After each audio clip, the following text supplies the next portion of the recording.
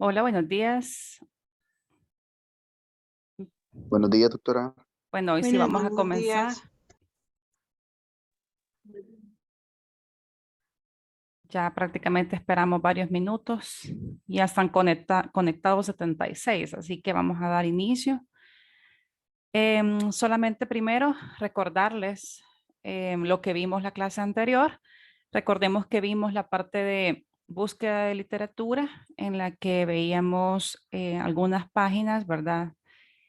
Y los requisitos que son ideales también para hacer la búsqueda. Lo vamos a revisar rapidito.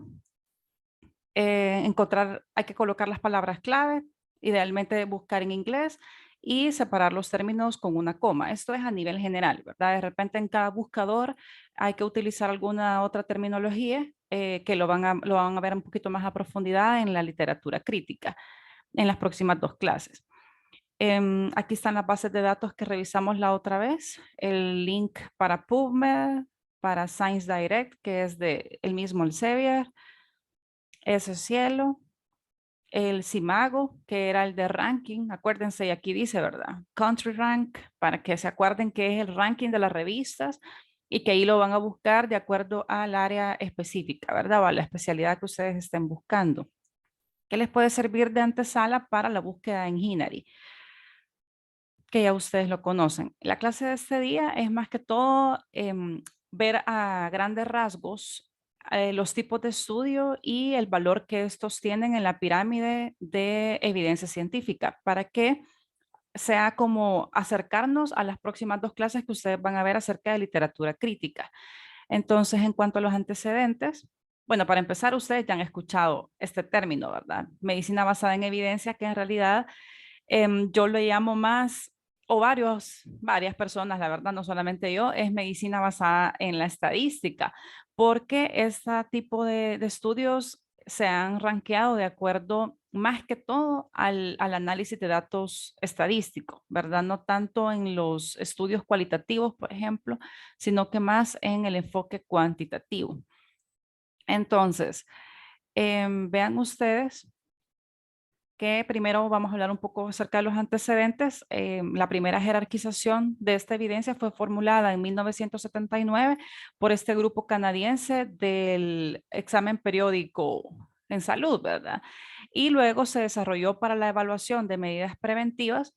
Esta fue adaptada posteriormente por este grupo, también canadiense, acerca de los servicios preventivos en 1984. Entonces vean que prácticamente se originó en este país, ¿verdad? Quienes organizaron los niveles de evidencia y lo van a ver como NE y los grados de recomendación, que no son lo mismo, ¿verdad?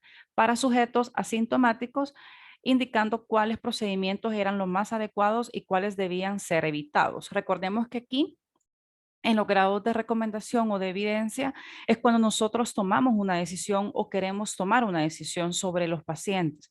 Por ejemplo, bueno, finalmente este es un medicamento que se puede utilizar en este tipo de población. Le pongo malla o no le pongo malla a este paciente con una reparación de hernia. Hago esta cirugía vía laparoscópica o la hago mejor abierta. O sea, viene a ser esa tendencia dicotómica, o sea, dicotómica me refiero a dos, ¿verdad? O sea, enferma o no enferma, es un factor de riesgo o no es un factor de riesgo, se va a morir o no se va a morir, es mejor el enalapril que el losartán, por ejemplo. Ese tipo de decisiones son las que nosotros en un momento queremos tomar y ahí es donde parten estos grados de evidencia, ¿verdad? A veces decimos, no, mira, o sea, le podés colocar malla, o sea, con una evidencia 1A, ¿verdad? Decimos a veces, entonces ese tipo de terminología es la que vamos a ver ahora. Hay bastantes clasificaciones, hay más o menos 20 o 25 clasificaciones de este tipo y ahí sí, bueno, les podría compartir incluso un artículo consolidando estos tipos de niveles de evidencia y los grados de recomendación para que ustedes se vayan familiarizando, porque es de leerlo, ¿verdad? Y de repente les van a poner en los artículos, de acuerdo a la clasificación tal, tiene un grado de recomendación tal y un nivel de evidencia tal. Entonces, a veces se pone esa clasificación precisamente porque hay diferentes tipos, ¿verdad? Antes que nada, a grandes rasgos, quiero explicarles los tipos de estudio. No sé si ustedes, alguien ha escuchado algunos tipos de estudios que les suenen de por aquí. ¿Han escuchado los estudios transversales, casos y controles, cohortes, por lo menos las palabras?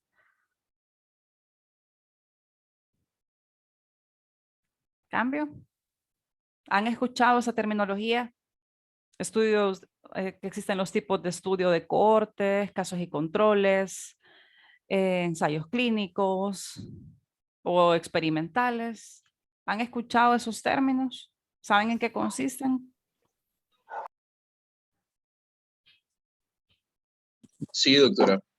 Sí, todos. Si yo les digo ahorita cuál es la diferencia entre un estudio de casos y controles y un cohorte, ¿lo recuerdan? Creo que el cohorte es el que compara dos estudios. Dos grupos, ¿verdad? Ajá. Sí, vaya, vamos a refrescar un poquito eso. Yo sé que a veces no lo practicamos a diario y cuando uno no practica algo así seguido, se nos olvida, ¿verdad? Entonces, a grandes rasgos vamos a dividir los estudios en dos grupos, los que sí tienen intervención y los que no tienen intervención. Esta clase la vamos a ver más adelante cuando veamos los tipos de estudio, pero me interesa ahorita que les suene un poquito porque a partir de ahí es que se genera la siguiente pirámide. Entonces, aquí vean arriba, dice si existe intervención o no.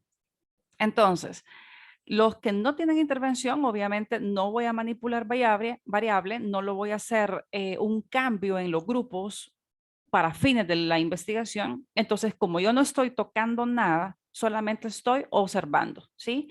Entonces, ahí parte el nombre de los estudios observacionales versus los que sí tienen intervención, que son los mismos estudios de intervención y los pueden encontrar así en la metodología de los artículos o los estudios experimentales, que dentro de esos también hay clasificaciones, ¿verdad?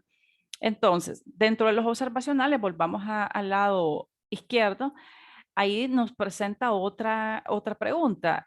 Por ejemplo, ¿existe grupo de comparación? Si no hay grupo de comparación, entonces solamente estamos describiendo. Y dentro de los descriptivos están los casos clínicos, las series de casos y los estudios transversales. Si ustedes recuerdan, nosotros podemos publicar desde un caso clínico o case report, lo pueden encontrar también. O sea, como les digo, en inglés o en español, el punto es de que es un solo caso. ¿Qué características debe tener? Que sean diferentes al resto. O sea, si yo tengo una gran población con similares características, no voy a hacer un caso clínico, ¿verdad? Porque tengo una población grande. Entonces, estos casos clínicos, uno de los requisitos tiene que ser que sea algo fuera de lo normal, fuera de lo tradicional, extraordinario, por decirlo así, ¿verdad? Por ejemplo, si encontramos un caso de COVID con una enfermedad de von Willebrand, podría ser, ¿verdad? Entonces, es una patología hematológica difícil de encontrar. Entonces, podríamos ver la evolución de una persona con COVID de, por ejemplo, un sexo masculino de 60 años con enfermedad de von Willebrand. Entonces, valdría la pena, si usted lo busca en los buscadores que ya vimos, va a ser bien difícil que encontremos específicamente eso. Les va a salir, por ejemplo, otro tipo de patologías hematológicas, pero no específicamente eso. Entonces, ahí donde nosotros decimos, ah, bueno, valdría la pena publicar este caso clínico porque es fuera de lo normal. Serie de casos es igual, son también raros, pero son un poquito más. O sea, por ejemplo, pueden ser 8 casos, 9 casos que sean diferentes al resto. Y los estudios transversales que ya ustedes los conocen, que son de un solo momento, son por lo general poblaciones más grandes, ¿verdad? Y nos permiten alcanzar precisamente datos de línea de base, ¿verdad? Que nos pueden servir incluso para un posterior estudio de casos y controles, por ejemplo. Entonces, los analíticos ya son cuando tienen un grupo de comparación. Vean, siempre estamos en los observacionales, siempre estamos contando el cuento nada más, lo estamos viendo, no estamos interviniendo, pero tenemos grupo de comparación. Aquí están los de casos y controles y los de cohorte. ¿Cuál es la principal diferencia? El momento en el que nosotros iniciamos la investigación. En un casos y controles, las personas ya están enfermas y en los estudios de cohorte, las personas todavía no están enfermas, solamente tienen la exposición. Entonces, en el casos y controles yo ya tengo los enfermos y los voy a comparar con los no enfermos. ¿Por qué estos sí enfermaron qué factores de riesgo tenían versus aquellos que no enfermaron, que tenían similares factores, por ejemplo. Entonces, pero ya tenemos a la gente enferma, ya tenemos el estudio de prevalencia, ya sabemos cuál es la prevalencia de determinada enfermedad. Y lo vamos a comparar, por lo general, por eso son retrospectivos, porque vamos hacia atrás y comparamos en qué factores tenían en comparación con el otro grupo, ¿verdad? Entonces, en cambio, los de cohorte, no, los de cohorte, yo solo sé que hay un grupo que está expuesto, por ejemplo, viven cerca de una antena telefónica, un ejemplo, y a ver si desarrollan cáncer en un futuro, o viven cerca de un lugar donde ha sido expuesto con ¿qué? Algún agroquímico, plomo u otra situación. Y ahí nosotros vamos a ver en el tiempo si estas personas desarrollan una enfermedad o no la desarrollan. Y de igual manera vamos a comparar aquellos que, o sea, por qué unos desarrollaron y otros no. Pero todavía cuando yo empecé la investigación, todavía no habían enfermado. Entonces, por eso, dentro de los observacionales, el que menos sesgo del investigador tiene es el de cohorte, porque yo no sé todavía como investigadora quiénes van a desarrollar la enfermedad y quiénes no la van a desarrollar. Entonces el de cohorte es un estudio que tiene un ranking bastante alto dentro de los grupos observacionales, mientras que el caso clínico tiene un poco más bajo porque la metodología es más sencilla y aparte no abarca poblaciones grandes. Entonces, sí puedo generalizar con un caso clínico a partir únicamente en esa población pequeña, no en poblaciones grandes. Entonces, por eso les digo yo que en la estadística lo que buscamos es generalizar, poder predecir los fenómenos, ¿verdad? Podernos proyectar a futuro y eso lo vamos a lograr únicamente en poblaciones grandes, no en poblaciones pequeñas, ¿verdad? Entonces ahí viene la importancia de comprender este tipo de estudios. Y finalmente veamos al lado derecho están los experimentales. Aquí lo pueden encontrar ustedes los cuasi experimentales o pseudo experimentales, o sea que casi logran ser experimentos y los experimentales puros. ¿Cuál es la diferencia principal? Que en los experimentales puros, aparte de que obviamente ya hay una intervención, tienen una asignación aleatoria, o sea, al azar, y tienen un grupo de comparación, ¿sí? O sea, esos tres características lo convierte en un ensayo clínico puro o los ensayos clínicos aleatorizados controlados, que lo pueden encontrar así también. O sea, controlados tanto porque tienen un grupo control como porque yo tengo manipulado todo el escenario, lo tengo controlado para mi investigación. O sea, yo le voy a dar a esta persona enalapril versus a otra que le voy a dar placebo porque yo estoy controlando este escenario para fines de la investigación. ¿Sí? Yo le voy a poner a este, por ejemplo, ivermectina como profiláctico versus a otros que le voy a dar un placebo para ver si, por ejemplo, de verdad funciona como un profiláctico para COVID o únicamente para prevenir las formas más graves de la enfermedad, porque en eso está la disyuntiva. De hecho, la FDA ha aprobado la ivermectina ahorita hasta para ensayos clínicos, porque una cosa es decidirla o usarla para profilaxis y otra es que una persona ya enferma le demos en las primeras etapas para prevenir formas graves, que son dos cosas diferentes. Una es profilaxis del COVID y otra es prevención de formas graves del COVID. Entonces, para la prevención de formas graves sí se utiliza, pero para profilaxis no está demostrado hasta la fecha. Entonces, ese tipo de cosas, ahí donde decimos, bueno, si hay que hacer un ensayo clínico y si puede ser puro, es mejor. Recordemos, puro va a ser aquel que tiene asignación aleatoria, tiene un grupo de comparación y por supuesto estoy manipulando la variable.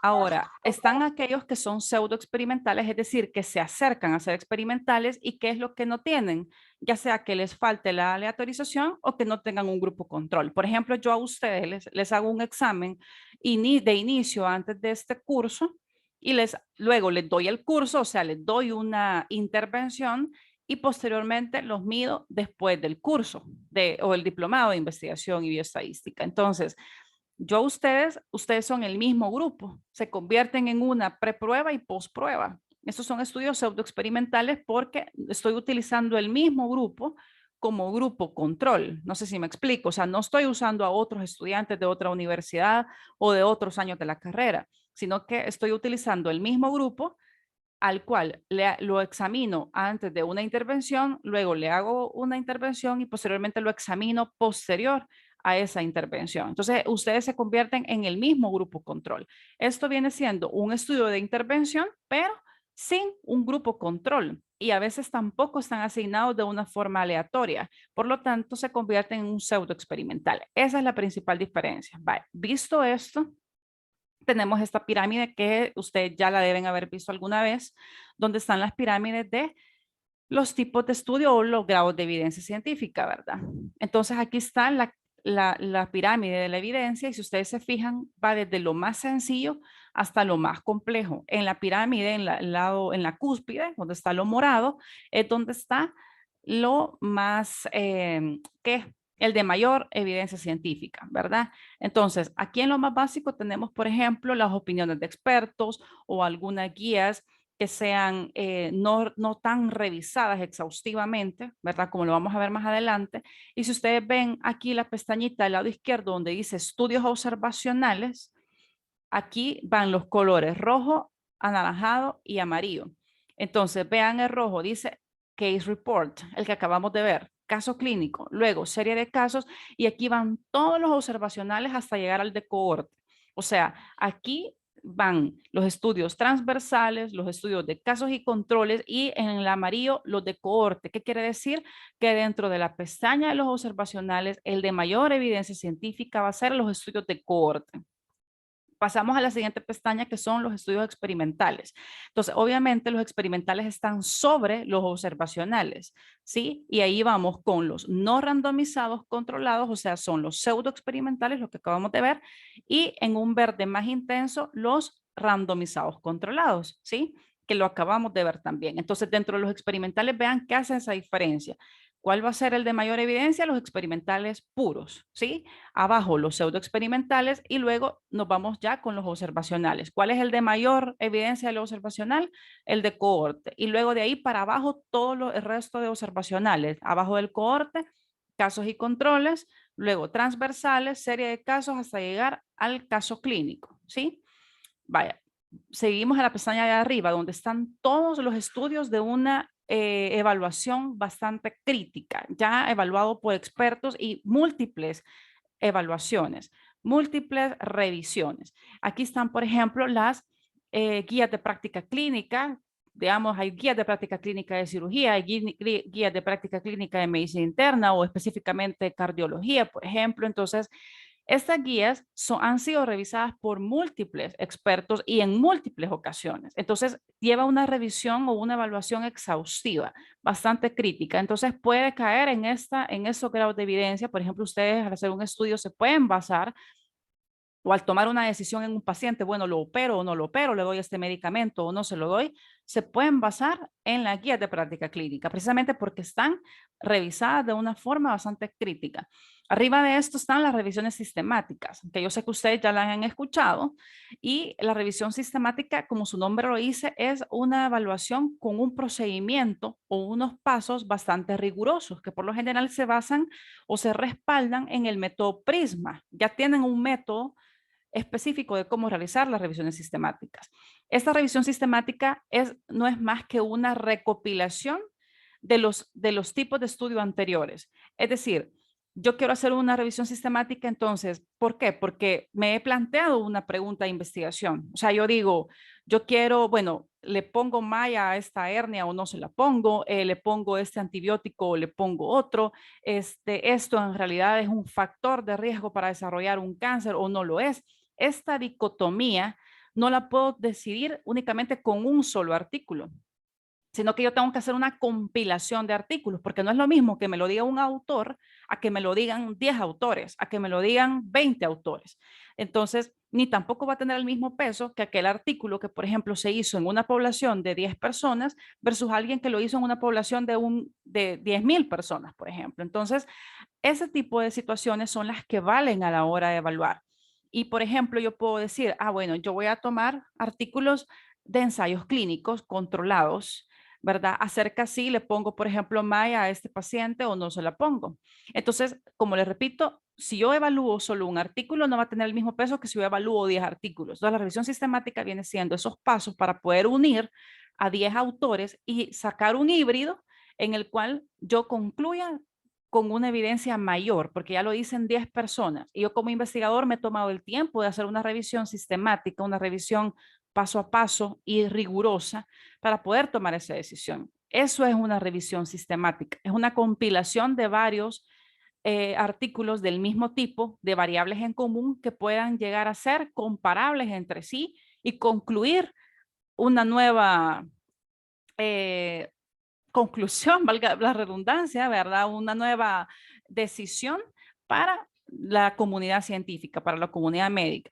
Y hagan de caso que una cosa es esa unión de los artículos de una forma cualitativa y la otra es esa unión de los artículos de una forma estadística. O sea, si yo a esta compilación de artículos, aparte de que los compilé de una forma rigurosa y paso a paso, le hago un análisis estadístico, ¿cómo se llama eso? Metaanálisis, ¿sí? O sea, el metaanálisis es un estudio, es un tipo de revisión documental o de investigaciones documentales porque yo como investigador no salgo a campo a recolectar datos. Yo lo estoy haciendo desde mi casa, desde el escritorio, ¿sí? Pero así también hay niveles. Está el metaanálisis arriba, que es este análisis estadístico de la revisión sistemática. Está abajo la revisión sistemática, que es la compilación rigurosa de estos artículos que ya mencioné. Y pueden encontrar otra que son los artículos de narración o los de revisión narrativa o investigación narrativa que están en la parte de abajo, en el ocre. Sí es siempre evidencia, están ubicados en la pirámide, es un tipo de investigación documental, pero no llega a la rigurosidad que llegan todos estos artículos que yo les estoy mencionando. Entonces, si ustedes les preguntan, ¿cuál es el estudio de mayor evidencia científica? El que está en la cúspide de la pirámide, el metaanálisis, ¿sí? El metaanálisis. Pero si yo les pregunto, en campo, en la recolección de datos, ¿cuál es el estudio de mayor evidencia? Los ensayos clínicos aleatorizados, porque ahí el investigador se va a campo, se va a investigar, ¿sí? Entonces, y si yo les digo dentro de los observacionales, ¿cuál es el de mayor evidencia? El de cohorte, ¿sí? A eso es a lo que yo quiero que veamos, porque a partir de aquí es que surgen los niveles de evidencia. No sé si hay alguna duda, pregunta hasta aquí. ¿Ha quedado clara esta pirámide? ¿No se han dormido?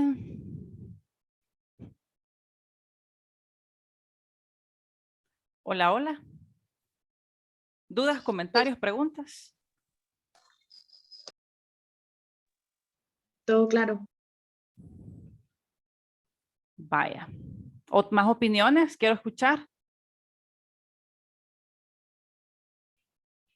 Todo claro, doctora. Vaya. Todo claro, doctora. Pongan atención, no se me van a Todo estar claro, durmiendo. doctora. Vaya. Y aquí surgen estos dos términos, los niveles de evidencia y los grados de recomendación. Y ustedes van a ver, por ejemplo, grados de recomendación A, B, C, D, E y hasta el I. Pero aquí es, como les digo, este es un tipo, esta es la clasificación de este grupo canadiense, ¿sí? Pueden encontrar otros. Aquí solamente les estoy explicando para que ustedes se les quite el miedo de leer cualquier tabla que ustedes encuentren. Pueden encontrar varias. Como les digo, hay más de 20 clasificaciones de este tipo. El A es que existe una buena evidencia para recomendar la intervención clínica de prevención. El B, existe evidencia moderada para recomendarla. El C, la evidencia disponible es contradictoria y no permite hacer recomendaciones a favor o en contra. O sea, no podemos todavía concluir si es favorable o desfavorable. Sin embargo, otros factores podrían influenciar en la decisión. Por ejemplo, la parte clínica. Literal D es que existe evidencia moderada para no recomendar la intervención. Moderada. Aquí vamos a la inversa.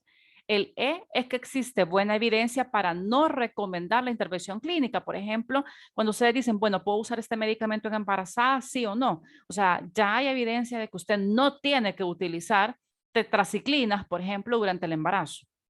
Entonces, esa evidencia en este caso, de acuerdo a esta clasificación, sería E, ¿verdad? No la puedo utilizar. Y, por ejemplo, un B podría ser, existe evidencia moderada para recomendar la intervención, podría ser otro tipo, por ejemplo, la amoxicilina, o sea, tampoco le puedo decir, tómela libremente, pero existe una evidencia moderada para poderla recomendar, debido a que los efectos, tanto fetales como en la madre, son bajos, ¿verdad? Los efectos teratogénicos o que puedan ocasionar un problema congénito. Entonces, así es como se va dando, ¿verdad? O sea, vean arriba, es que sí es 100% recomendable, el B, moderadamente recomendable, el C, no se puede concluir si es favorable o desfavorable, el D, moderada recomendación para no aplicar el medicamento o la técnica, el E es que ya hay una buena evidencia que no se debe utilizar, y el I es que hay una evidencia insuficiente, tanto cualitativa como cuantitativa, para hacer una recomendación. O sea, aquí para nada, ¿verdad? Sin embargo, otros factores podrían influenciar, pero aquí no podemos decir todavía ciencia cierta. Es raro que encontremos un I, pero puede llegar a suceder. Y dentro de los niveles de evidencia están el 1, el 2, aquí lo pueden encontrar como 2.1, otras veces 2A, eso va a depender de las clasificaciones. Aquí está 1, 2.1, 2.2, 2.3 y el 3, ¿verdad? Entonces, el 1 es que existe evidencia, esta surge a partir de los ensayos clínicos con asignación aleatoria. El 2.1, la evidencia existente surge a partir de ensayos clínicos sin asignación aleatoria, que ya lo vimos, ¿verdad? El 2.2 es que existe evidencia a partir de estudios de cohorte, de casos y controles, idealmente realizados por más de un centro o grupo de investigación. O sea, si yo puedo, por ejemplo, hacer estos cohortes en más de un grupo o estos casos y controles en más de en un municipio, por ejemplo, no es lo mismo hacerlo en un solo municipio que hacerlo en 7 municipios, va a tener mayor evidencia cuando se ha hecho en más grupos, los que ya le mencioné. Luego, el 2.3 es que existe evidencia a partir de comparaciones en el tiempo o entre distintos centros, con o sin la intervención, y podrían incluirse resultados provenientes de estudios sin asignación aleatoria. Y finalmente, el 3 es que hay evidencia a partir de la opinión de expertos, basado en una experiencia clínica y estudios descriptivos o informes de comité de expertos. Experiencia clínica también es válida, ¿verdad? Eso está en el nivel ocre de la pirámide, en este nivel. ¿Se acuerdan de la pirámide? En el primero, el ocre. Cuando ustedes tienen, por ejemplo, la experiencia clínica, si es válida, se está en la pirámide, aunque sea lo más básico, pero existe. A veces decimos, ay, no, pero es que es lo más básico de la pirámide. Bueno, pero tiene una clasificación. Hay cosas que no tienen ni siquiera clasificación, ni siquiera entran a la pirámide. Una vez esté en la pirámide, tiene cierto grado de evidencia que hay que respetar. Por ejemplo, el caso clínico, a veces decimos, no, es que yo lo que quiero es hacer un metaanálisis o quiero hacer un ensayo clínico aleatorizado y dejamos de lado los case report. Y créanme que con un caso clínico, un reporte de caso, ustedes pueden llegar a participar hasta en congresos internacionales si es algo de interés para la comunidad médica, para la comunidad científica. Y esta es una clasificación del Colegio Americano de Cardiología. Este es prácticamente lo que ellos utilizan en sus guías de práctica clínica, ¿verdad? Esta se la voy a poner aquí en inglés, que me gusta más porque está en colores. Entonces, si ustedes se fijan, aquí está la clasificación, la clase 1, 2A, 2B y la clase 3 y los grados de recomendación A, B y C. Entonces, si ustedes se fijan, el verde, a pesar de que, por ejemplo, aquí dice, ¿verdad? Que los beneficios son mucho mayores a los riesgos y no necesitan estudios complementarios. Entonces, este procedimiento podría ser administrado, podría ser aplicado. Entonces, vean que a pesar que, por ejemplo, usted espera un 1A, que sería esta primera L, pueden también ver que en el nivel C, que dice todavía que está bastante limitado por la población, que dice la recomendación aquí está en español, ¿verdad? Se lo voy a poner. La recomendación o el procedimiento o tratamiento es útil o efectivo. Es solo opinión de expertos, pueden haber estudios de casos o de cuidados estándar. El punto es de que a veces está siempre en una clase 1, o sea que el beneficio es bastante alta a pesar de que se hizo en poblaciones muy pocas, muy pequeñas.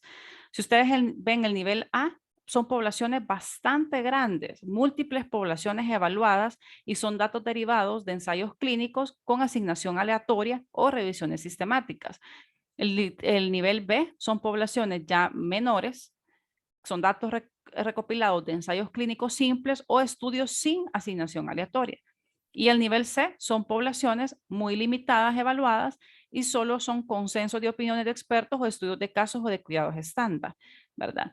Y vean ustedes, por ejemplo, nos vamos a ir a los otros, solo los extremos, ¿verdad? El clase 3, cuando el riesgo es más o menos igual que el beneficio, ¿verdad? O sea, no es que sea una gran recomendación. Entonces dice, el procedimiento no debería ser realizado puesto que no es útil o puede ser incluso perjudicial. Y lo podemos ver incluso en un nivel de evidencia A, la recomendación dice el procedimiento o tratamiento no es útil o efectivo y la evidencia es suficiente en múltiples ensayos clínicos o revisiones sistemáticas, lo que yo les decía. O sea, si ya se hizo en poblaciones grandes para no ser recomendado, definitivamente no lo podemos recomendar. Si tiene una población A, no debería ser recomendada, ¿sí? Si está en un nivel C, las poblaciones son muy bajas, es poca el peso para poder concluir, pero también o sea, tiene evidencia de que no debería ser recomendado al 100%, ¿verdad? Entonces, toma esa clasificación, si ustedes se fijan. Y muchas veces, a veces creemos que porque están hechos en cohortes o en estudios que no han sido ensayos clínicos, no le vamos a tomar una importancia debida. Y eso no debería ser así. ¿Por qué? Porque a veces tenemos que ver también los riesgos. Imagínense que este estudio se hizo en personas en las que, digamos, imagínense una embarazada. Le llega la emergencia y llega con hipertensión arterial o en una preeclampsia. Y ustedes dicen, bueno, entonces yo para mi experimento a una sí la voy a sulfatear y a otra no la voy a sulfatear. O sea, vean las implicaciones en la salud, dejemos la parte legal, vean las implicaciones en la salud que podrían ocasionarse si ustedes no sulfatearan a esta mujer embarazada. Entonces, ¿qué sucede? Que puede llegar a perder al bebé o morir ella. O sea, las complicaciones de una intervención pueden llegar a ser tan graves que pueden cobrar la muerte. Entonces, cuando ustedes vean que no se hizo un ensayo clínico porque las complicaciones eran demasiado grandes si se hacía un ensayo, entonces tomemos en cuenta los cohortes, porque ahí el cohorte es el que va a decidir cuando nosotros no podemos hacer un ensayo clínico, ¿sí?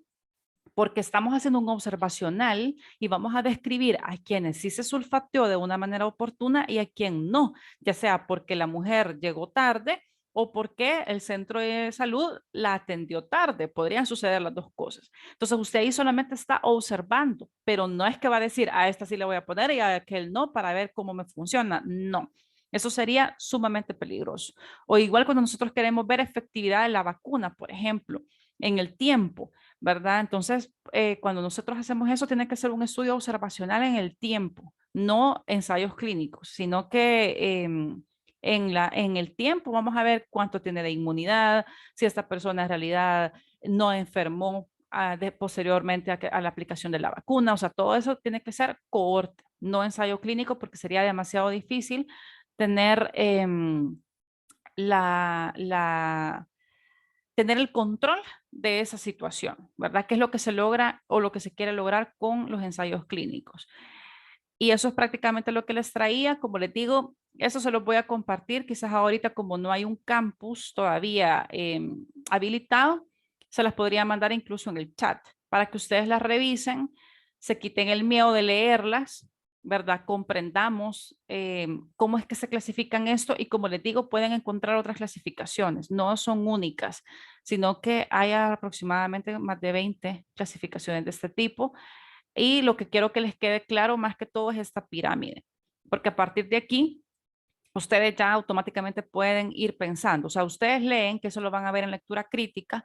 Si ustedes ven que es un estudio de cohorte, por ejemplo, hecho en dos grupos, como ya el compañero lo ha mencionado, ¿verdad? Tienen un grupo control, es uno de los grandes requisitos para este estudio, y lo midieron, por ejemplo, en 10 años, va a tener mayor peso que aquel que midieron en 6 meses, dependiendo de la variable, y va a tener mayor peso aquellos que tienen grupos más grandes, ¿verdad? Y que se mantuvieron en el estudio, porque no es lo mismo que yo haya empezado con 20 personas en un grupo, 20 personas en otra, y me terminaron 3 personas y 3 personas, ¿verdad? Entonces, va a tener más peso aquellos que se han mantenido en el tiempo y los que tienen el análisis estadístico, ¿verdad? Entonces, aunque a ustedes de repente se les olvide la clasificación, tienen que saber de dónde surgen las definiciones de las clasificaciones. Y por eso se las he puesto aquí.